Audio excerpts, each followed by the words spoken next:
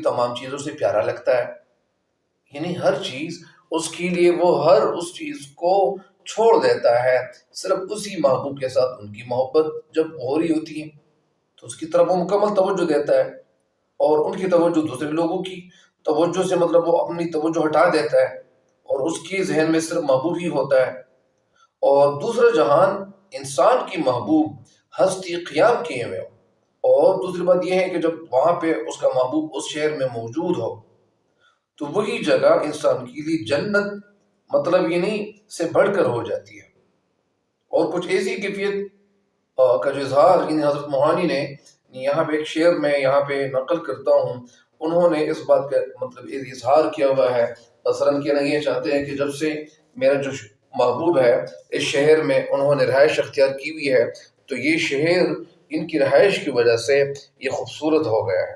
اور ان کا ایک